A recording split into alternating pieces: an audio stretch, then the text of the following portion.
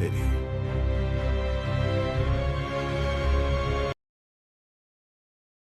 Hello guys, hello everyone.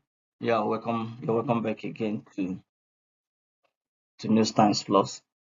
That's where we provide you updates, analysis on what is going on um around you. Now, IMF, International Monetary Fund, is praising Nigeria a microeconomic growth. Now, this praise, these praises they are providing to the microeconomic growth, which involves inflation, GDP, and everything. Now, the question everyone is asking is this: what is the impact of this microeconomic growth on ordinary Nigerians?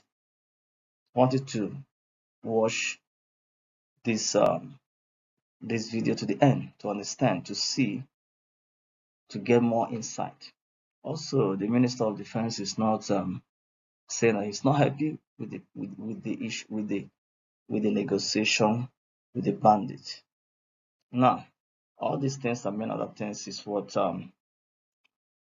is going on. The kidnapping and banditry. While another group is saying that a better payment of the military men and women will help in terms of fighting um, banditry and terrorism in the land. So I want you to sit back, relax, and to watch this video to the end. Okay, and remember to subscribe, share with others, and add a comment.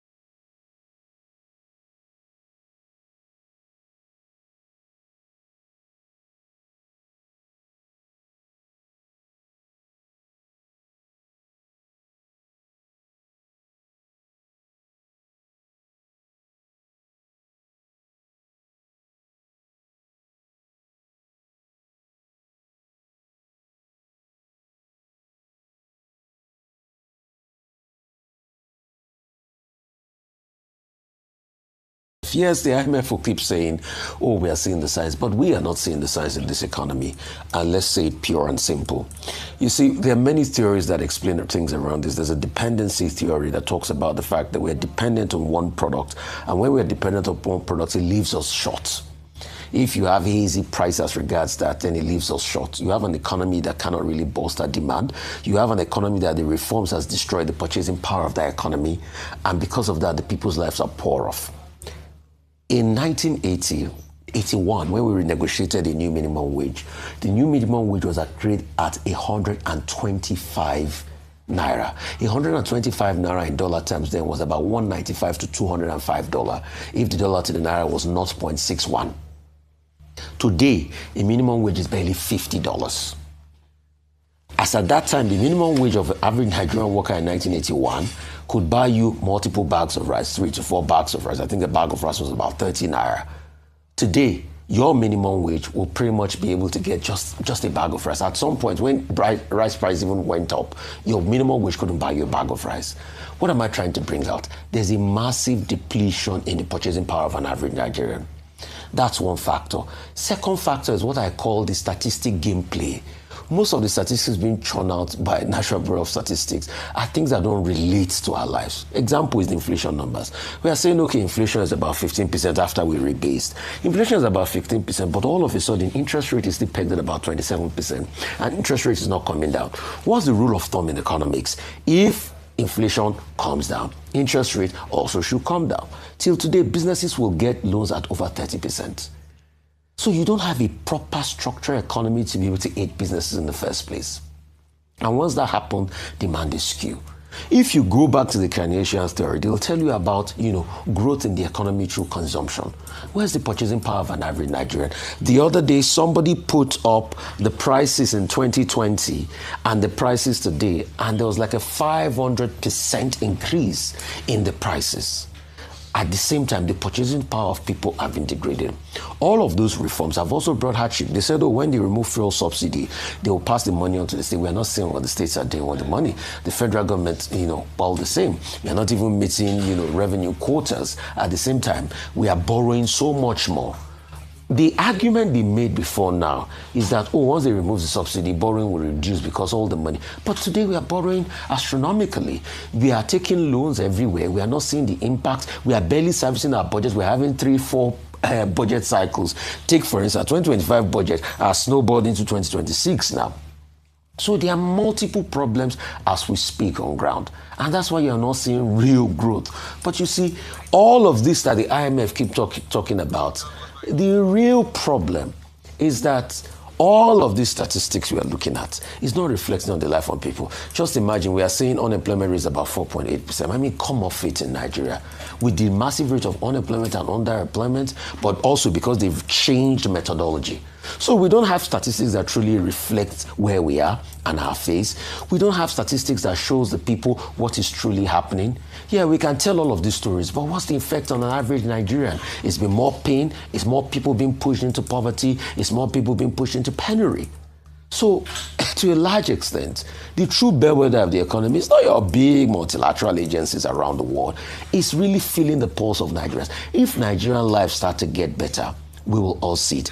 As regards the case of bandits, the Minister of Defense is totally correct. Bandits, criminals, terrorists, whatever you call them, just use this peace deal to buy time. This is not the first time that they are going to break the peace deal. That's why I'm surprised at, states like Katsina. Katsina in the past, that these same criminals have broken the peace deal multiple times, are those that you are signing the same peace deal with, which they will break it again. So what's the way forward? We need to be able to have a government in place that can truly tackle insecurity, any means possible. Couple of ideas. Economic growth in that region is one of them. I keep talking about the story of Hernando de Soto. It might not necessarily work for Nigeria and the Shining Path rebel. The government then of Peru was having a big problem with the Shining Path rebel. Hernando de Soto said, the people that are supporting all these rebels in this area, all they need is property rights. The government democratized property rights. Those people stopped their support for the Shining Path rebel. It was easy. So if it's economic improvement, whatever we are going to do, you can call it kinetic or non-kinetic, about going apart from going straight at them, we need to be able to solve the problem once and for all. Because if you don't have that problem solved, it's going to impact a lot on your food production. Look at mango, for instance, and the places attacked. Look at Bokos. Those are places that really produce Irish potatoes and other food crops in this country. So I think the ball is in our courts. We need to play it quickly. Bandits and terrorists is counterproductive because it doesn't work. Now look at during the Buhari administration. The Buhari administration made this idea of cutting, bandits and terrorists a major, agenda for fighting terrorism. The argument was that under UN protocols, there's disarmament, and then there's, rehabilitation and all of that. Some concept about what the UN protocol says.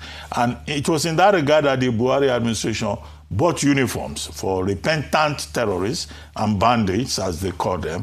In fact, in one state of the federation, the state even organized wives for these terrorists and bandits in the expectation that that would domesticate them. But what General Musa, who had served previously as the Chief of Defense Staff, is saying is that that strategy does not work, is that under this administration is not part of the framework for non-kinetic intervention. And that states like Katsina that are using that non-kinetic in their own definition approach, are sabotaging Nigeria. Because what they have seen is that it never works. That these terrorists, they just use this, surrender, in quotes, as some kind of excuse to launch fresh attacks. And I think that General Christopher Musa is in a good position to know because this has been his lifetime, vocation.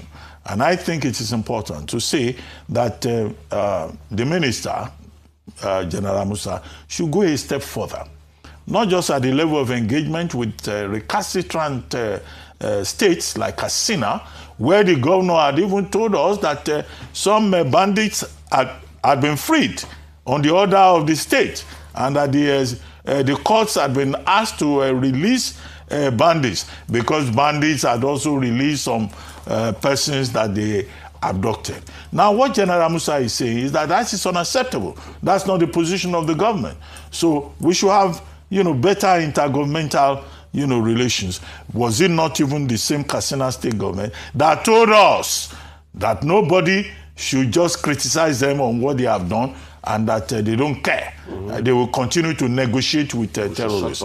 Now, one state, one subunit cannot sabotage what the federal strategy is in terms of how to contain terrorism and banditry. So General Musa may have made this rhetorical statement in public on the occasion of a major military event. He should go a step further. And at that event where he spoke, one other thing that came out was the point about welfare. A certain publication complaining about the welfare for our military personnel in the battlefront. Now, the acting director of the Army Public Relations, Apollonia Anele, tried to debunk this. But the truth of the matter is that we have enough evidence that, in fact, our troops on the battlefront deserve to be better treated. And I think it's not just an observation, a social media publication that can just be waved away cavalierly. Now, IMF has been consistently supportive of President Tinubu's reform. There is nothing President Tinubu's government does that IMF will not say, oh, it's in the good interest of Nigeria. As recently as the rebasing of the inflation rate by the National Bureau of Statistics, IMF also came in and said it was a good move. But economists in Nigeria, Dr. Ayo Tereba, whom I spoke with, and I also think Dr. Muda Yusuf, CPP, have both said no. There's a miscalculation on the part of the Bureau of Statistics of Nigeria, and that, look, they just, messed up the data. So, but IMF has consistently said, oh, there will be growth. They now say 4.4% in 2026. I think they even mentioned 4.6, and that, it will reduce to 4.2 or 4.4% in 2027. Now, this is playing politics with data. You may say IMF resident representative is not playing politics, but the politics is that Nigerians are not seeing the effect of this data, whether it's rebased or reconfigured, or the methodology has been readopted or revised in line with international best practices, as the MBS says. We don't see the evidence. Life is harder today. The cost of this pen in 2022 is not what it is costing now in 2026. That's the basic common sense that people can find in that regard.